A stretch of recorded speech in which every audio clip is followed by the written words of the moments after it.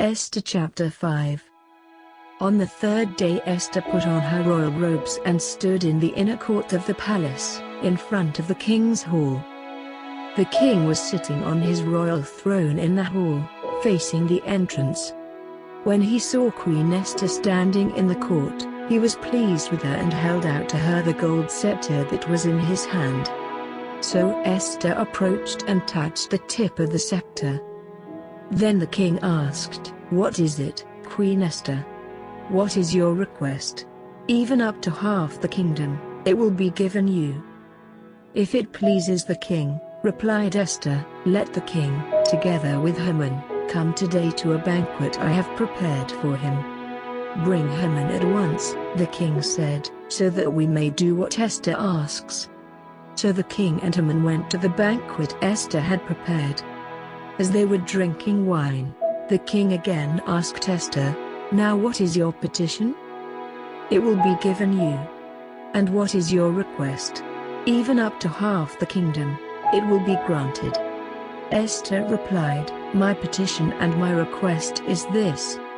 If the king regards me with favor and if it pleases the king to grant my petition and fulfill my request, let the king and Haman come tomorrow to the banquet I will prepare for them. Then I will answer the king's question." Haman went out that day happy and in high spirits. But when he saw Mordecai at the king's gate and observed that he neither rose nor showed fear in his presence, he was filled with rage against Mordecai.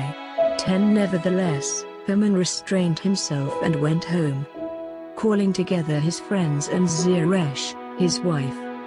Haman boasted to them about his vast wealth, his many sons, and all the ways the king had honored him and how he had elevated him above the other nobles and officials.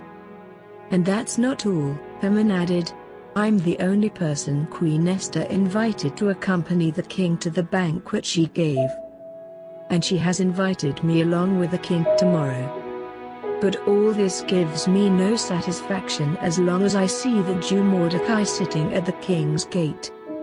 His wife Zeresh and all his friends said to him, "Have a pole set up, reaching to a height of 50 cubits. And ask the king in the morning to have Mordecai impaled on it. Then go with the king to the banquet and enjoy yourself." This suggestion delighted Haman, and he had the pole set up.